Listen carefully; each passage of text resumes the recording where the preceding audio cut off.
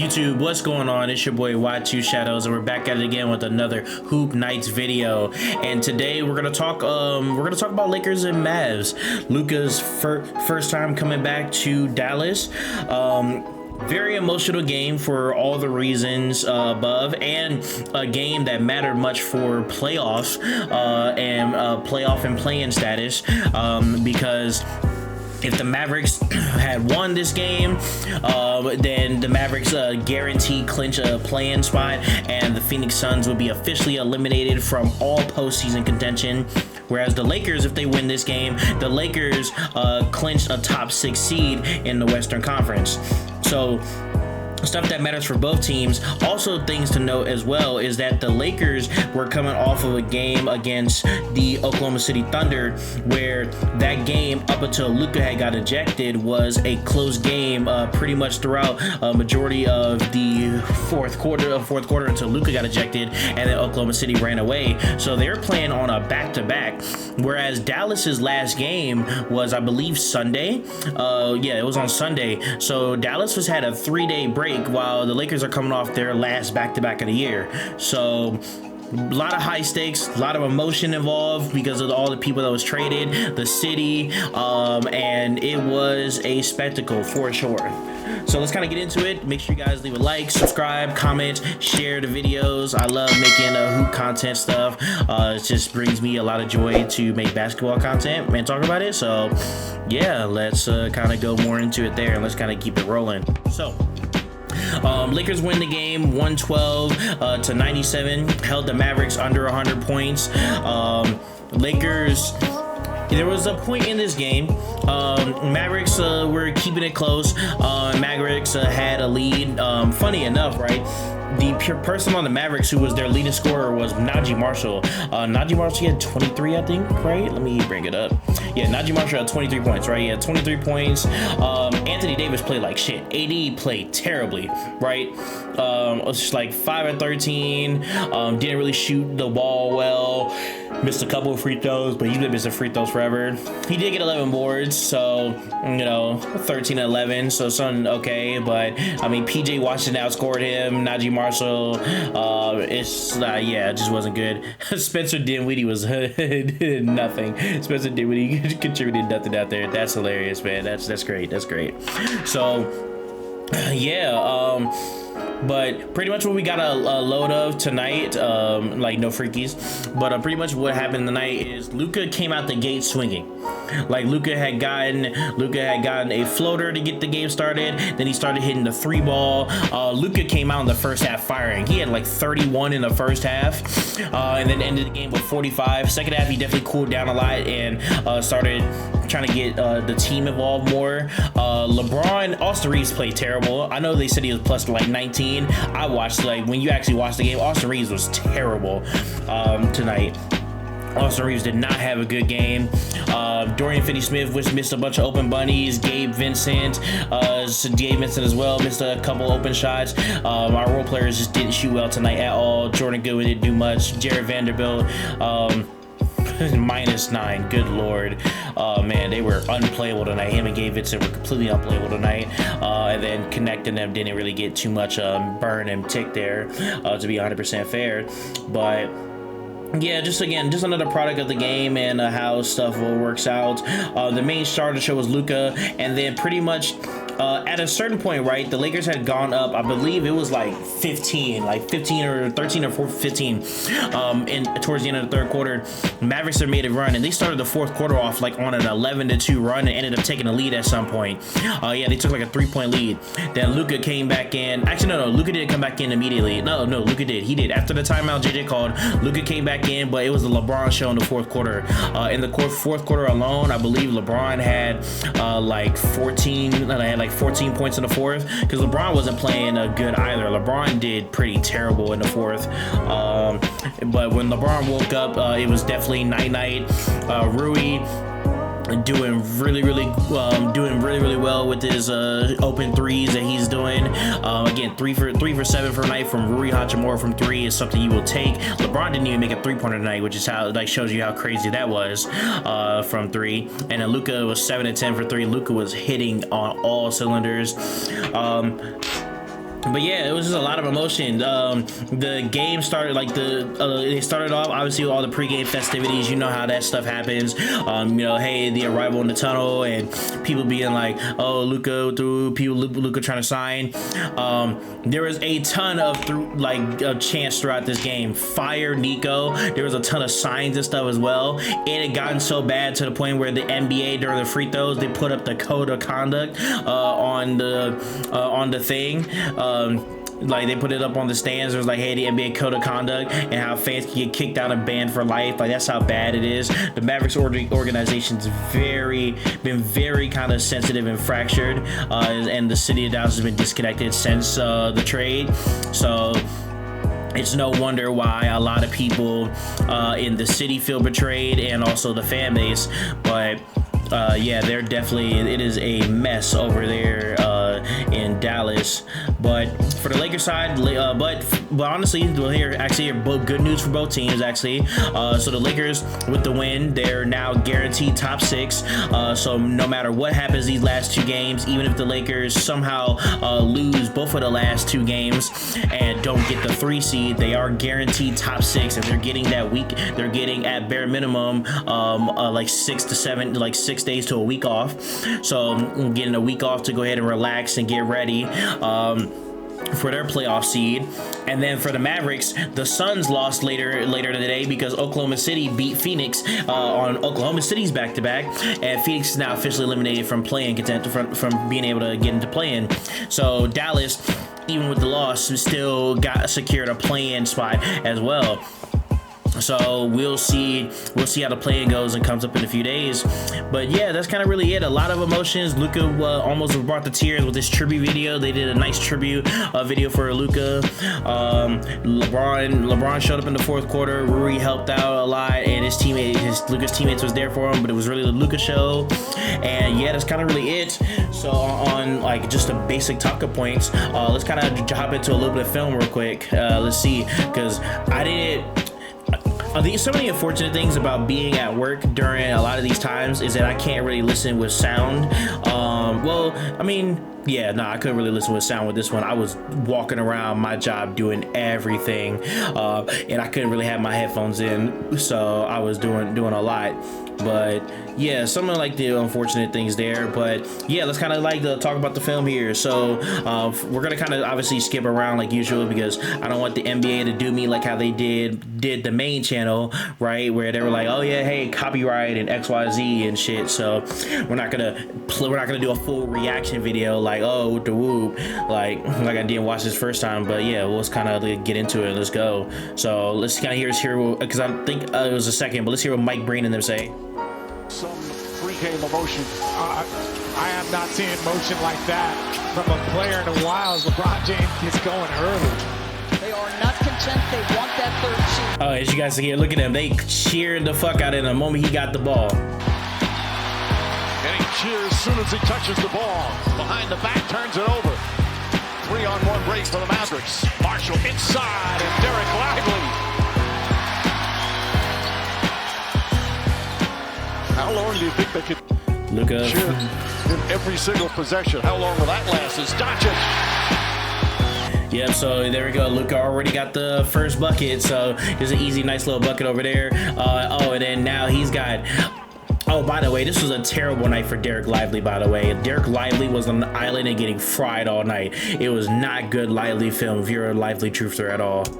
But then again, Lively's also a big, but even it still has a big, right? Like with nobody like to really like, because now with Kyrie obviously with the ACL out, and there's no other real point guard, I would say. Jaden Hardy didn't play this game either, even though Jaden's like a young player. Jaden is still developing. Shout out to Jaden Hardy, by the way, Nevada finest. But with no real like point guards, right, to really be creators, because Dinwiddie's not a creator, right? It was just a lot of Lively on an island. It really is bizarre to hear a visiting player get cheered every time he touches the ball. Marshall kicks it out. Klay Thompson knocks down the 3.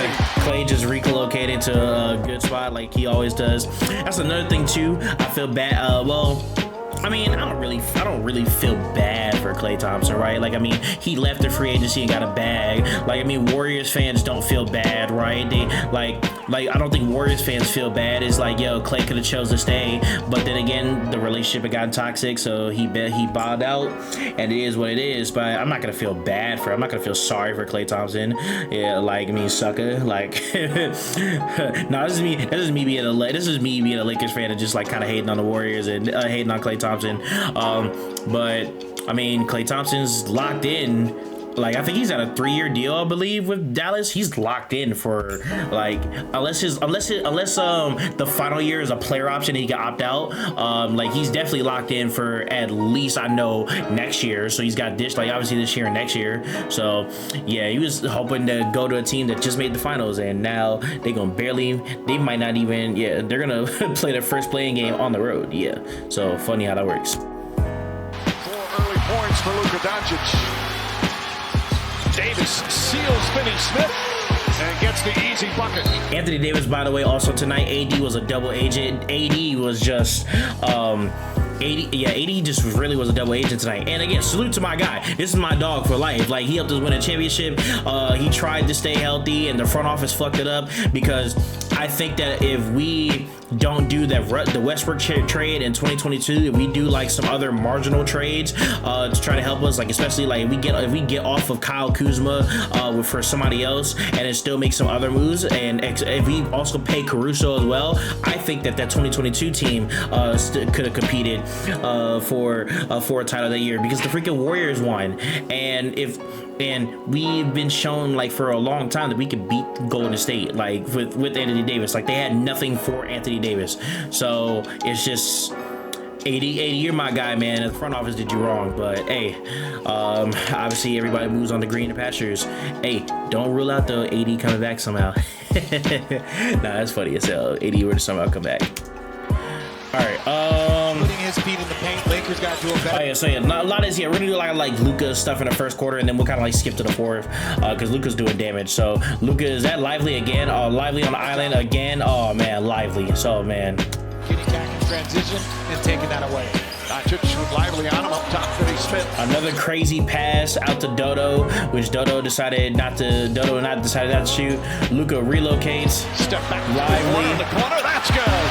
Lively, my God, Lively. You can tell there's a lot of motion with the Mavericks as well.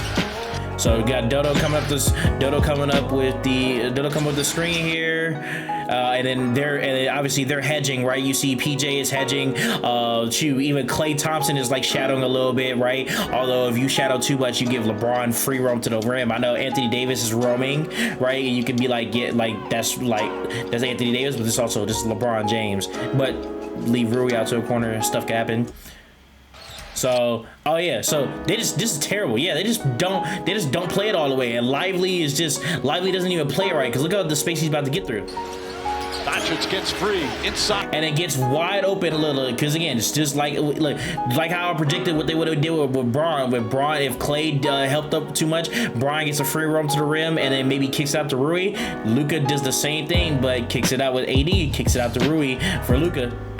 Wins the pass out. Hachimura connects. And then Rui just wide open for a 3. That's just incredible basketball. Great basketball. Welcome back to. Oh, they show Luka. Oh, this is like Luka pregame and stuff. So let's kind of skip around that.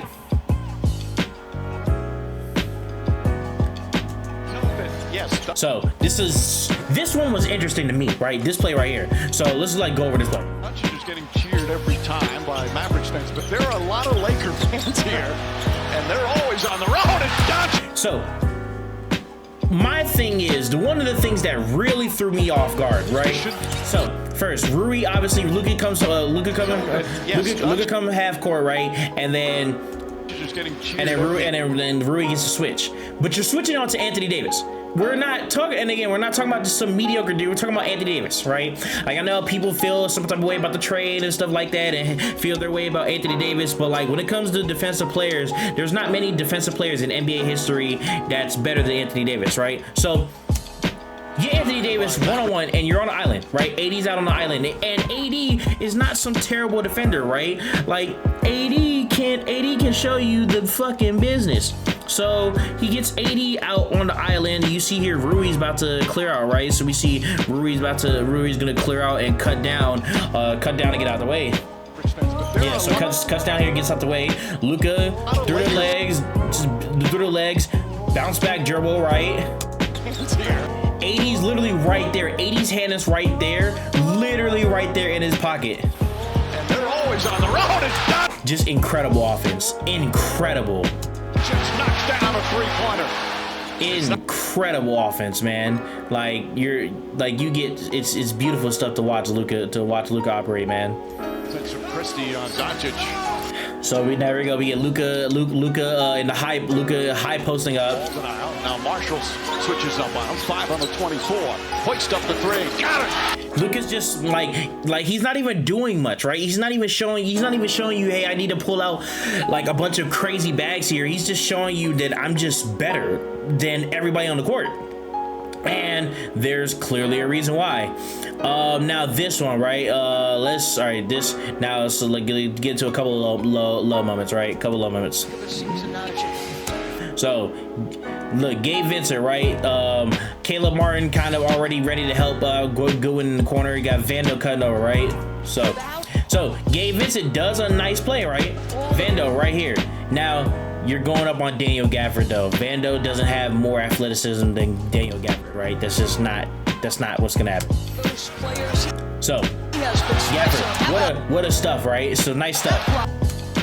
Now, Vando gets it right here, right? And then gets ready to go up again, and Gafford Throws it back again. Back-to-back block. and then Gafford again. Just man. Yeah. It is very much disgusting here. So now let's get over to the fourth. That's late in the fourth. Holy shit!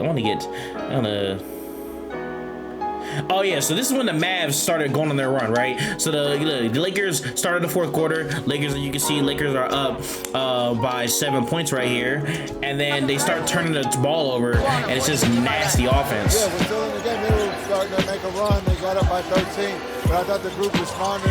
We're actually, and here, one of the big things I would say about JJ Redick's game plan. JJ Redick did an awesome game plan by having everybody face guard, like how they pulled out the same game plan that they did for Jokic, except like